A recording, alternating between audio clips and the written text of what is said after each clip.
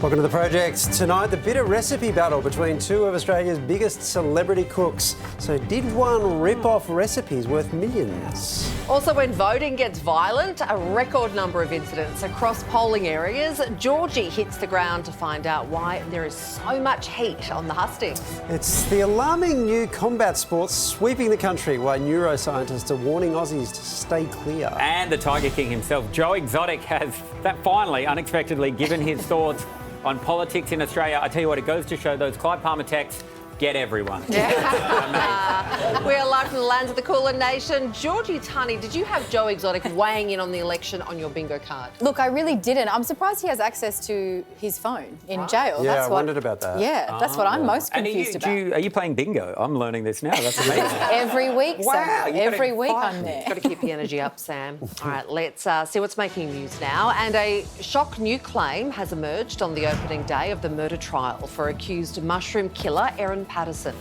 Prosecutors allege she faked a cancer diagnosis to ensure her children weren't at the lunch where she's accused of poisoning her in-laws. The court was also told the poisoned meals were allegedly served on different coloured plates to her own. She was seen crying as her lawyers told the court what happened was, quote, a tragedy and a terrible accident. The 50-year-old denies deliberately poisoning anyone and has pleaded not guilty. Anthony Albanese has been forced to hose down suggestions Labor plans to resurrect the voice to Parliament after Penny Wong hinted the issue may not be laid to rest. I think we'll look back on it in 10 years' time and it'll be a bit like marriage equality. Adults today barely kind of clock that it used to be an issue. Wong walked back the remarks today. Peter Dutton claims her comments are proof the PM hasn't given up on the idea. Under a Labor Greens government, we see this secret plan to legislate the voice, and Penny Wong's let that cat out of the bag. Well, that's not what the Foreign Minister said at all. We also said we would respect the outcome, and we have. And if you've been down at a polling booth and thought things seemed extra combative this year, you're not alone. I hit the streets to find out just why we're seeing more biff on the hustings this election. In the lead up to Election Day, tensions have been running high. I won't hit you. Oh, you can't. Just walk over. Take both of you walk away. Two people have been charged following separate violent incidents. Allegedly assaulting a 79-year-old man at a polling booth. The federal election is bearing down upon us, and the fight in some key battleground seats has literally spilled out onto the streets. So I'm here to find out what's getting everyone so hot under the collar. Have you noticed that there's been a little bit of tension around in the election this year? Oh, definitely. Even walking in there, it seems like, so it's a bit like that, I think. You kind of just want to get out of there. I think it has been a very contentious election. Why do you think that is? There are just some major issues, and the fact that Trump came into America, I think he really put a spanner in the works for Australia. There's this greater divide in America. We seem to think there should be one here. I think politics in Australia is a scare campaign at its core, as opposed to saying, I've got a big stick, convince everyone else that the other guy has the big stick. The affluent inner Melbourne seat of Kooyong has had more than its fair share of drama this campaign. Members of the Plymouth Brethren Christian Church have been organised in their hundreds to go to these electorates to try and sway people to vote for the Conservative parties. This campaign feels very different from 2022. I think there's probably a number of reasons for that. It's been a tough 3 years for the country. We've been in a cost of living crisis. We went through a referendum which was really divisive. And then the Jewish community and the Palestinian community in this country have been traumatised. 20 home invasions a day. And what are you going to do? Go machetes, yeah? I want the politicians to address. It's really disappointing. We've had a number of community forums in Kooyong in the last couple of weeks. 2 of them were disrupted by far-right protesters. That didn't happen in 2022, and I think it's a new thing in this community. It's distressing. It's distressing for people who want to just come out and talk about issues that matter to them. I really hope we can dial down some of these tensions within the community. What have you seen here? How would you rate the behaviour of everyone who's come? We do have a number of far-right groups who are here actively addressing voters, and at times I think some of their behaviour's been a bit suboptimal. What's been the reaction from voters with far-right groups here? Well, I think to some extent there's confusion. because at least one of the far-right groups is wearing vests that make them look like they're from the AEC, so they're a bit cross when they hear that it's Advance Australia, which is a far-right group. In other respects, I think this whole getting in your face and telling people how to vote thing isn't really very well received by your average Australian voter. Unhelpfully, Monique's own husband was caught up in his own controversy. Hang on, mate. What are you doing? It's not taking the sign down. It's a legally put up sign. Election campaigns should be fun. They should be a chance for inclusiveness and engagement. It's a bit hectic. I've heard around here there's been a bit of action going on. What do you mean by action? Just a bit of... Someone just said it's like walking... They felt like it was walking to an abortion clinic. Really? It was actually fine. It was very mutual. Apart from out the front, there's a lot of shoving papers in faces and stuff. What's that like to experience? Not nice. I was very overwhelmed. I was like, oh, just hiding behind the boys. I think it's a little bit intrusive. All the parties trying to push their flyers through. I think it's a little bit more charged. Parties trying to get their votes through last minute, I guess. Politics is just unkind around the whole world at the moment. But like any election, it's vote for me and I can do this for you right now. Luckily, some voters are still focused on the most important issues this election. I'd like to see one democratic process change. Instead of democracy sausages, we really should have democracy donuts. Yeah. It never occurred to me that. I think there's a hole in his plan. I just say that lovely man then returned to us. It was freezing. We went to a few of those polling stations during the week, and he came back with all of these donuts for us and the crew to make sure. He's like, just so you know. He's trying to make politics fun, isn't he? That's right. He's lobbying hard. Yeah, that's interesting. Yeah. How do you, though, I mean, just you were speaking with Monique Ryan there, how did she answer with a straight face that there needs to be more decorum at these places when her own husband ripped down a poster? Yeah, I think this is the issue, right? Because we're seeing potentially not the best behaviour from voters, from volunteers, from people running campaigns as well. And that's tangible, like it's palpable when you go to these venues, especially it's not even election day yet. These are all the pre-polling centres for people who are voting early as well. Yeah. And while people had different experiences and sometimes it was very peaceful, because of that underlying sense of, I don't know if it does feel combative, you will have agitators and aggressors take advantage of that. Yeah. And we are seeing some of those groups. I think we've got to keep... I haven't voted, no. But I think we've got to keep two things separate. One is like parties getting up to shenanigans, like the ripping down of posters. That's been going on forever. What I think we're starting to see now is third-party activist groups that are not formally aligned with parties and they're getting involved. And I think that's where a lot of the, what do you call it, radicalisation is starting to happen. And a seat like Kooyong is particularly interesting in that regard because it's kind of a civil war. It's a teal seat, right? So you've got the coalition and then you've got those who used to be coalition. And that's a very different thing to a Labor-Liberal fight, which we're kind of used to. This is the coalition lost it. They've got to get it back. And so the stakes become heightened in that sort of situation. So it's a brave new world. Donuts, it's crazy. It's all falling apart. OK, guys, let's stay on politics. I want to take you guys to an electorate I grew up in, Gilmore, south coast of New South Wales. Now, it features the town of Berry and then my hometown, the wonderful Nowra. Now, people from Nowra, we hate people from Berry. Whoa. So let's just say independent candidate Katie D here, she has definitely won my vote. Kate previously described in an email the town of Berry in the electorate she wants to represent as, quote, a miserable, backwards retirement village that she can't wait to get the hell out of. Yep, and she's bang on. It is. They also don't give you the little finger when you let them in traffic. Whoa. And they're bad people. Go Nowra 2541. That clip was just for me. It's time for a break. We'll see you soon. Good juice. Coming up, we deep dive into the brand new sport taking social media by storm and why the medical community is warning against it. Plus, it's been a wild 100 days of Donald Trump. We look back at the president's standout moments. We've just gotten started. You haven't even seen anything yet. You're watching The Project.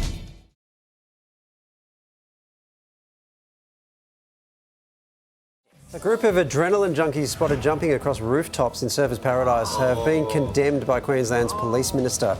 The dangerous stunts saw them leaping from building to building 4 stories above the ground. The trio risking not only charges and possible jail time, but a 10-metre fall onto concrete below.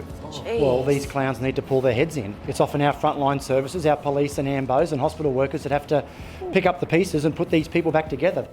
Quite literally.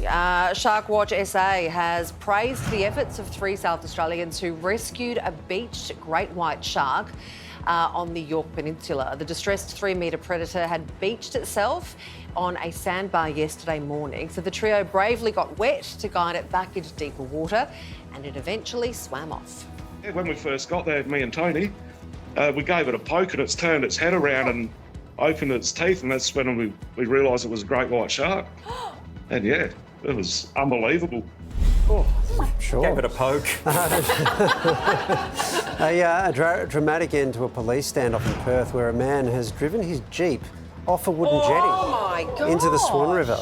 Officers tried to negotiate with him, but he rammed a police car and then he put his four-wheel drive into the water, as you saw. He was arrested after he eventually swam back to the jetty. He wasn't injured, but he was taken to hospital. So far, no charges have been laid. That's an action-packed little news segment, wasn't it? Holy heck. It's time now to see what's making news around the world. Reports Amazon plan to list the added costs of tariffs to its discount site have clearly upset the White House. This is a hostile and political act by Amazon. Donald Trump even called up Amazon founder Jeff Bezos himself to complain. He solved the problem very quickly, and he did the right thing, and he's a good guy. Amazon has since confirmed tariff costs won't be listed online. A surprising admission from one of the suspects accused of robbing Kim Kardashian in Paris in 2016. Yunus Abbas, who acted as the lookout, has told a French court he now regrets taking part in the multi-million-dollar heist. The 71-year-old says watching the relentless coverage made him realise how much trauma it caused. And the first king vulture chick born at the Bronx Zoo in 30 years is being hand-raised by a homemade hand puppet. Keepers are using the puppet to mimic vulture behaviour and to ensure the baby bird doesn't imprint with its human caretakers. The zoo pioneered the technique 40 years ago when it hand-reared Andean condor chicks. I'm all about that, but my favourite part of that is just the detail that they've gone to make that bird look as realistic as possible. Do you think that vulture can see it? It's the baby one is this big. The baby is little, but he needs to, otherwise it won't eat properly. I know, you could just have a hand with a sock. No, but that won't. If it's like a hand or a pelican, they'll be like, no, I want a vulture. All I know is I want my head on a sock for the next school holidays. Oh, and then you can chill out. Yeah, that's right. Yeah, someone can raise my kids. But think about the therapy bill for this vulture. When it grows up, it realises that the vulture's not a vulture. Yeah. Just a sock. Just a sock. That's going to be a hard conversation to have. Mainly because the vulture can't speak. Yeah, it makes it very difficult. You're right. Absolutely. Okay, we're off to a break. We'll see you soon.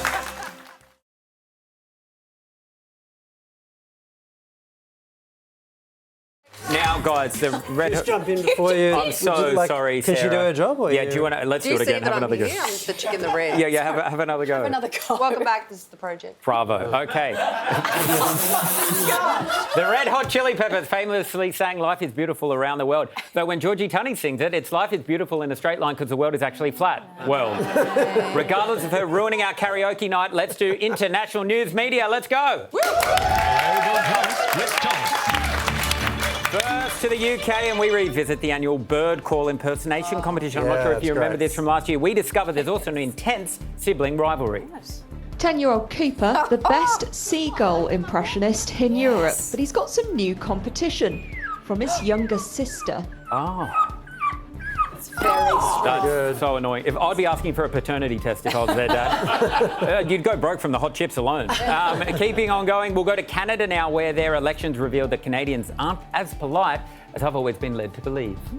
I think who I voted for would be the best to take care of Trump.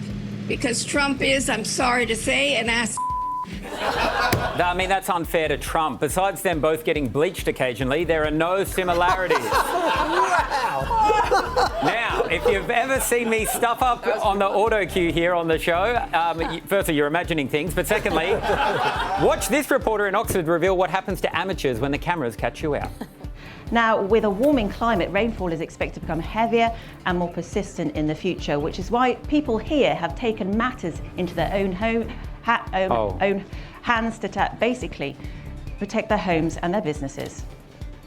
How embarrassing, huh? Now watch me effortlessly change subjects here. I roasted myself next to an amazing discovery which makes me think we've got even more in common with chimps than I realised.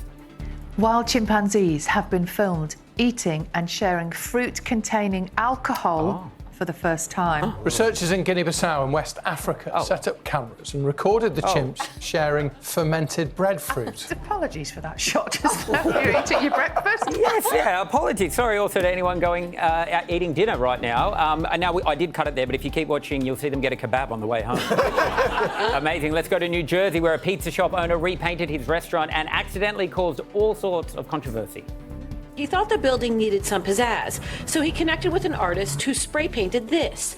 It wasn't ever an Instagram or tourist hotspot, but it did become a symbol of female empowerment.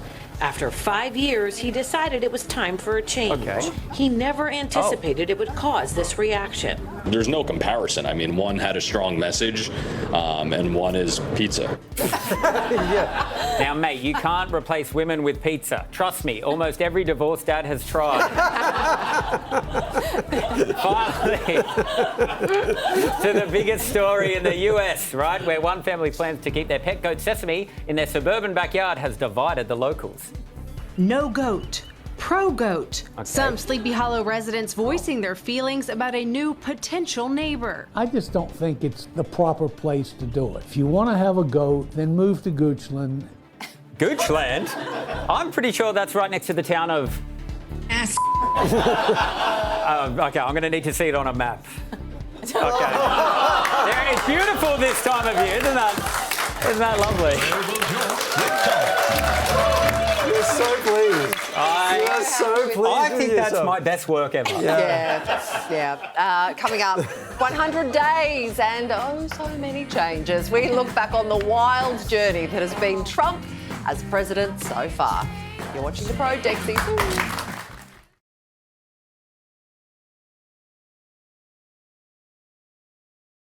We're back with the project. Let's get some more news now, and a tragedy and a terrible accident. That's how lawyers for accused mushroom killer Erin Patterson have described the fatal meal that killed 3 of her in-laws. As her trial began in regional Victoria today, the 50-year-old was accused of deliberately poisoning her relatives. Prosecutors also alleged she falsely claimed she had cancer to lure them to lunch and later pretended to have the same symptoms. They also allege she lied to police about foraging for mushrooms. Patterson denies deliberately poisoning anyone and has pleaded not guilty. Rate relief on the horizon for homeowners. The latest data shows that while headline inflation went up in the March quarter, underlying inflation fell below 3% for the first time in 3 years. It's dropped from 3.3 to 2.9%, which puts it within the Reserve Bank's target range of 2 to 3%. Analysts believe that should be enough for a cut of 25 basis points next month. I'm not making a prediction about that, but the market has a very firm view that there are more interest rate cuts on the way. A mammoth road trip complete. 2 Asian elephants from Sydney's Taronga Zoo have finally arrived in South Australia after a journey of about 22 hours. Wow. Tang Mo and Pak Boon have been relocated to the Monado Safari Park to join a new herd. They spent a year in training for the trip and travelled in specially designed crates, enjoying plenty of snacks along the way. Now, from an executive order signing spree to total tariff turmoil and a burgeoning trade war, Trump's 100-day report card is in. In 100 days, we have delivered the most profound change in Washington in nearly 100 years. We have not seen as frantic a first 100 days. Donald Trump is losing support fast. Start from the beginning and tell us what happened. I was saved by God to make America great again. Day one, Trump signed 26 executive orders. Since then, signing a record 116 more. Nobody has ever issued as many executive orders as Trump has in the first 100 days. Could you imagine Biden doing this? I don't think so. Already Donald Trump has deported hundreds of people who are in the United States illegally. Donald Trump and Elon Musk have taken an absolute axe to the federal public service. The chainsaw for bureaucracy. As for America's long-standing alliances... What I'd like to see, Canada become our 51st state. We need Greenland for national security. One way or the other, we're going to get it. Donald Trump did negotiate the release of dozens of hostages being held in Gaza. But what he's hoping nobody notices is the war between Israel and Hamas is continuing to go on. The U.S. will take over the Gaza Strip, and we will do a job with it, too. We'll own it. The Riviera of the Middle East. This could be so magnificent. Donald Trump promised that he would end the war between Russia and Ukraine on day one of his second term. Failure to deliver on that promise is probably Donald Trump's biggest shortcoming in his first 100 days. You're gambling with World War III. You're gambling with World War III. But possibly Trump's biggest move so far... You will pay a tariff, and in some cases, a rather large one. Launching a trade war with the entire world. This is not the act of a friend. This is a very dumb thing to do. Trump was there with this dodgy chart of bodgy numbers. As soon as he announces a tariff, he then walks away from it. They were getting a little bit yippy. In another Trump tariff U-turn, some of those imposed on cars and parts to be lifted. Tariffs on things like motor cars are really beginning to affect his popularity. Nobody knows what Donald Trump is going to do from one day to the next. We've just gotten started. You haven't even seen anything yet. Well, earlier I spoke with Brian Pannebecker, a retired auto worker who founded Auto Workers for Trump. He was at Trump's rally in Michigan today. Brian, what was the feeling like at the rally? There was a lot of energy, Waleed. The auto workers where I live in the area just north of Detroit are very, very grateful for everything Donald Trump has been doing his first 100 days. And there was a lot of energy in the room. We were very excited. Generally, there's now been a raft of polls, including from friendly outlets like Fox News, that have shown Donald Trump facing a really big drop in approval numbers across America, and some of the lowest that are actually on record for any president at this point in the presidency. Does that show that there are a lot of Americans who are worried about the direction he's taking the country? No, absolutely not, Waleed. I got to believe that those polls are not accurate. Everybody that I know, and I've seen a lot of media reports that there's buyer's remorse, voters' remorse. It's all our legacy media. It's all the corporate media trying to dampen down enthusiasm. Donald Trump is doing exactly what he promised he would do during his campaign. So why in the world would people's opinions of him change when all he did was keep his campaign promises? Let's talk about the auto industry, very dear to your heart. The big news coming out of the first 100 days has been Donald Trump's tariffs right across the world, some very serious. Car makers have been pretty upset about it. They've argued that these tariffs will make cars more expensive, they'll drive down sales, they'll threaten their viability. If their warnings are correct, and they would know their own business, surely that would be bad for auto workers. Waleed, they didn't have any problem shutting down 7 or 8 plants right here in my county, Macomb County, and moving them to Mexico, where they can pay $5 an hour to workers down there. So now they're going to be forced to face a decision. Do you keep the plants down there and pay workers down there $5 an hour, or do you bring and pay the tariff to ship the products in, or do you bring the plants back here to America and pay a living wage to American workers and not pay the tariff? It's time for these companies to bring their plants back to the United States. And if the foreign companies like Toyota, Nissan, Honda, they want to sell into our market, then they can build assembly plants and parts plants in the United States and produce those parts here. We want our jobs back. OK, so if, though, tariffs are the best way to do that and they're going to be effective, then why would the president remove some of those tariffs? He didn't remove the tariffs. Number one, he paused everything for 90 days. We've got parts that are going back and forth across the border. If they have to pay a tariff every time they go back and forth, it's going to really drive up the cost. We have to have a little pause here on some of these tariffs until the supply lines get reoriented. If that dream does come true, and after a period of time car makers do move their plants to the United States and use American labour to build these cars, one consequence of that is that will make cars a lot more expensive for Americans. Are you happy for that consequence to take place? It might make it somewhat more expensive, but the producers are going to have to absorb a little bit of that cost increase. Yeah, the labour cost is going to go up a little bit, but guess what, Waleed?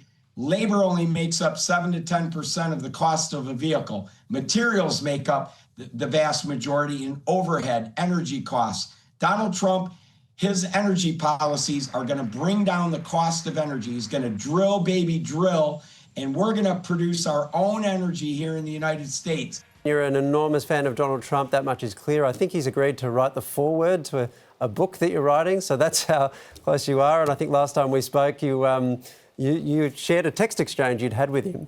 Given that, is there anything Donald Trump could do that would cause you not to support him? Boy, there's a lot of things he could do to lose my support, but he hasn't done them. You know what he has done? Exactly what he promised he would do when he was running. He's kept every campaign promise.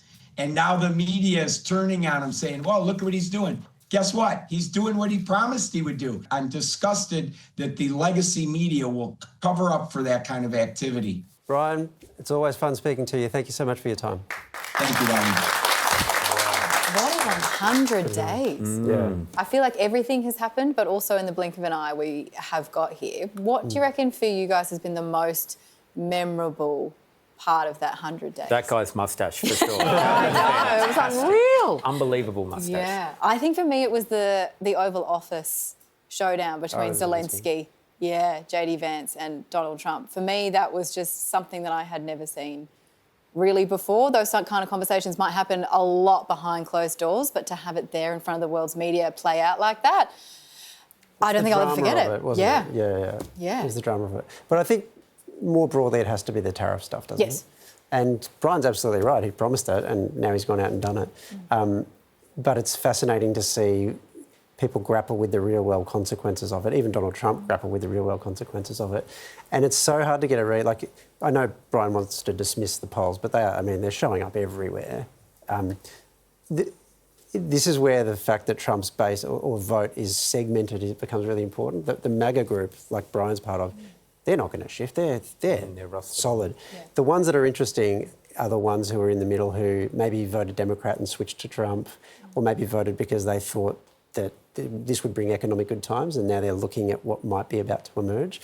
It's going to be fascinating to see how they move. But of course, he's not up for election anyway, so maybe it doesn't actually matter in the end. Isn't he going for a third? Well, it's possible. He does keep talking about it. Have you noticed this? Only 1,362 days to go. Wow, that's quick, Matt. Hang in there. And you know what? He did get rid of plastic straws, paper straws, I should say, which is great, I think. Oh, my God. But he also did make the promise. You saw it in the package. You haven't seen anything yet. I'm like, how much more is coming? Right. 1,000 days. Yeah. All right, off to a break. We'll see you soon.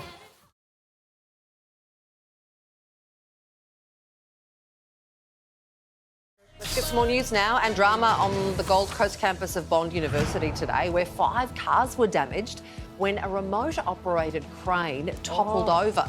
The crane was removing a cyclone-damaged tree at the time. No one was injured when it fell onto the vehicles parked in a campus car park. Workplace Health and Safety is investigating. The Prince and Princess of Wales have celebrated their 14th wedding anniversary with a quick 2-day jaunt to Scotland. They returned to the Isle of Mull, where their romance began over 20 years ago. Known as the Duke and Duchess of Rothesay when they visit Scotland, they received a warm welcome from locals as they lent a hand at a community hub. And Tiger King's Joe Exotic has come out in support of Anthony Albanese. What? Yeah, the jailed American took to socials to share doctored snaps of the pair together. The caption reading, "Keep Australia safe and awesome. All my friends in Australia vote for Anthony Albanese. He wants the PM to return the favour and call Trump to ask for his release from prison. Oh, he wants something for it. Do you think this is a positive? Like, Anthony Albanese's team sees this and it's like, is that... Are we for... Like, what's happening here? Is this a good thing, I think it's a rare win for Dutton, this campaign. He's had some losses. Sorry, Sam. Just came through that Eric and Lyle Menendez have... really? Yes. They're backing Dutton. Yeah. Oh, right. Well, so it's even. It's even. Okay. Yeah. Also, Albanese, what's happened there? This is my favourite bit. He's got into the AI Joe Exotic. Why has he made himself look like John Cena with hair? And why is Anthony Albanese looking far shorter and like a turtle? But also, yes. He does look like a turtle. He's a turtle. He squashed his face. Yeah, I don't understand. Is it AI? So what's going? It has to be AI, that photo. And it looks like there's a kangaroo presiding over him or something. Yes. They are our overlords. Yeah, they're in charge. They're above the Prime Minister if you do Australian politics. Apparently, though, what he did was he said the government approached me for my endorsement, and Joe did. And then and then Albanese's team got on and said, no, we didn't do that. So and he said, all right, well, if the other side would like to, then I'm happy to endorse them. Yeah. It's a gun for hire. I love it. That's amazing. It's an extraordinary situation. All right, run it straight. This is a phrase that footy fans across the country will know well. Now a new sport has emerged based on it, and it's about as dangerous as it sounds. It's the brand new sport taking social media by storm. It's called RunIt, a collision competition which pits one runner against one tackler. Both players go head-to-head, hurtling down a 20-metre pitch. And the victor, whoever dominates the clash. Tonight, the first ever championship will begin. We make history. For the first time, for 22 million viewers, finally been waiting for this. But as the sport takes off, for doctors, it's a hard... Yeah, nah. I find it quite gobsmacking that we're even doing this now, knowing what we know about brain injury.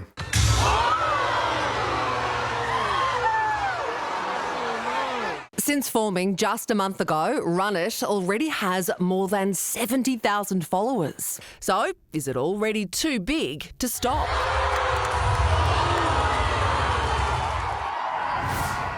Just watch that package like this. I feel like physically, I have concussion already. Yeah, honestly, physically flinching with it. And I say that as someone who's grown up watching rugby league. Rugby league is my footy. It's your life, yes. It is, thank you. I cannot understand this is a sport, this is a competition. Like, for people watching it, don't get me wrong, I can kind of see the appeal there, but for people who are taking part in this... Why? Is it different to boxing? Well, in my head... It's sweet science. Yes, and this also, is just running hard. I would argue for rugby league as well, and rugby union, AFL, like those are professional athletes that have learnt exactly how you should be tackling, where not to put your head, and they still get it wrong every single week. All the time. So what is this? But I think... Sorry, they hold the ball. That's one thing that I respect. The football, you still hold the football. It's basically, though, isn't it? It's not really doing anything. It's like they've looked at rugby league and said, nah, too much soft stuff in it. Yeah. Let's just go for the one bit, was just the hit up. Yeah. But I think this is socially fascinating because the neuroscientists will have all the warnings, and by now most people have heard those warnings. What this shows is that people want to do this, and the warnings will not stop them doing it. And I find that really fascinating because I've been thinking about this a lot, like all the sports that we love, rugby league, rugby union, Aussie rules, all these sort of things. Could you imagine trying to invent them today? There'd be a neuroscientist at every step going, you can't do it. And yet, so when we try to clean those up, well, this sort of springs up. There is something, we are just determined to do this. Yeah. It's part of the human condition. Part of it, biologically driven, right? Yeah. There's nothing to win in that other than CTE. That's so true. That's so true. It's also going better than my Hopawati takeaway game that I'm trying to get going with some fellas. It's not working at all. Anyway, let's go to Melbourne Airport today. This is crazy. They simulated an air crash. Like, they faked a plane crashing, like as a training drill for first responders. Now, I often like to keep my eye out for the next big thing. Yes. And this is a paramedic student named Connor. He's a star. He played Crash Victim #4. And my God, if you're a talent director, take note. This is a future A-lister. Did you survive? Oh, just about survived. Had a bloody face, as you might see, knocked to the face. I'm never flying with them again. Never flying with them again. I'm just going to avoid going to New Zealand. Sorry to all the Kiwis out there, but I'm going to go Europe next time. You're going to get some flashbacks when you go on an actual plane? Well, I am due to go on an aeroplane in a couple months. I might pop a few Valium. I don't know if I can say that. Legally prescribed Valium. I love Connor. Also, it wasn't a fake plane crash. It was real. He just had a white wine, too many Valiums, and flew Jetstar. That's what happened to Connor. You're watching The Project. Back soon.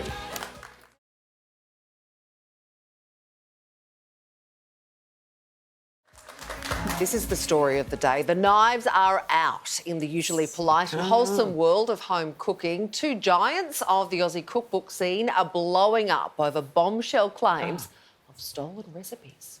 This is founder of popular website RecipeTin Eats, Nagi Maehashi. Tonight, let's not make bolognese again. Let's do something different. Beef chow mein. And this is viral baking sensation Brooke Bellamy, creator of Brooki Bakehouse. The last 3 years since opening my bakery, this cookie flavour is the best-selling special we have ever launched. Last night, the sweetness turned salty, with Nagi taking to Instagram accusing Brooke of outright recipe theft. Bake with Brookie is officially in stores October 29.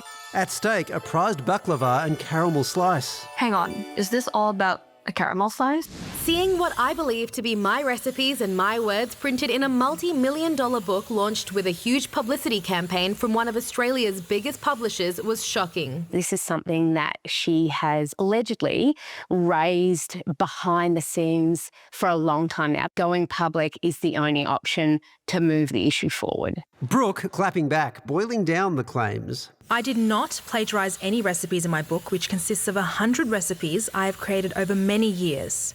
Today, another steaming serve of outrage with popular US baker Sally McKenney joining the food fight, alleging her recipe for vanilla cake is also featured in Brooke's book. Fans are jumping to Nagi's defence. Brookie, whatever her name is, she made like the tiniest changes to recipes. Like she added the word "the" in front of preheat the oven. I'm all for Nagi. She's an absolute queen. Slay, slay, slay.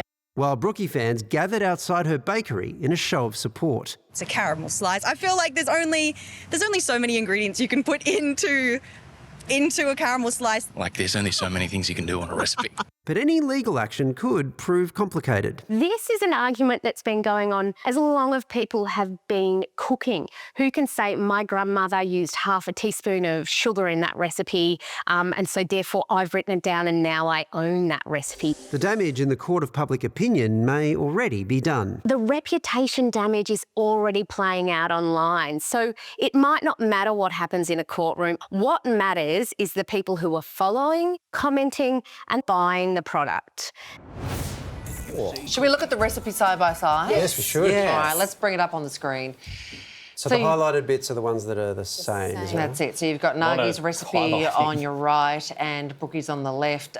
Well, different headings. Different That's good. font, isn't it? They're Same the font. ingredients, exactly the same, right? Actually, you know what gave it away? Actually, we'll go to the method. Oh, okay, yeah. The method as well. Is the method They always there put as the well? method after. Here we go. Too far down on the recipe. Everything's the same.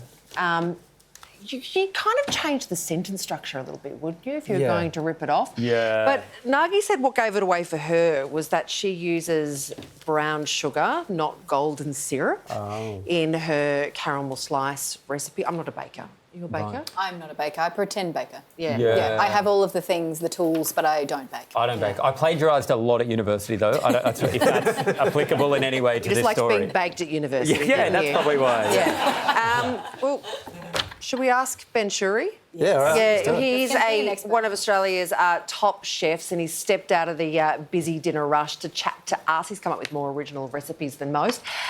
Ben, is this really recipe stealing? I mean, how many ways are there to make a caramel slice? Oh, I think the real question is, did New Zealand or did Australia invent the caramel slice? Well, Australia.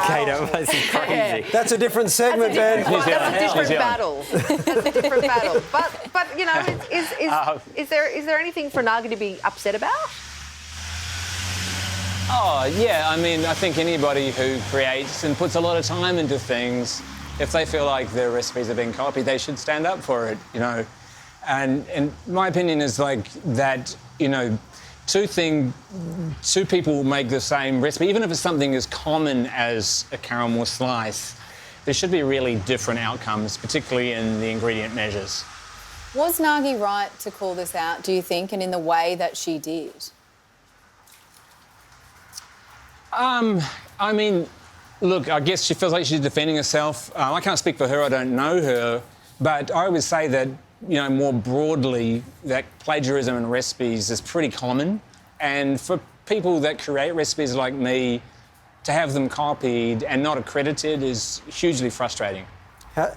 Come on, you got to have a horror story then. Yeah. Has it happened to you? Yeah, it's happened to me, I mean, from the very first year of Attica, our restaurant. And I think that's particularly when plagiarism is a real gut punch, it really hurts when you're starting out. I think in the later years, I find it annoying because I think a person that doesn't give credit to other people for their inspirations just doesn't know themselves. But in some ways, the hilarity of plagiarism at Attica is that it's just kind of driven us to make more new things. How realistic is it to be able to come up with a truly original recipe these days, Ben?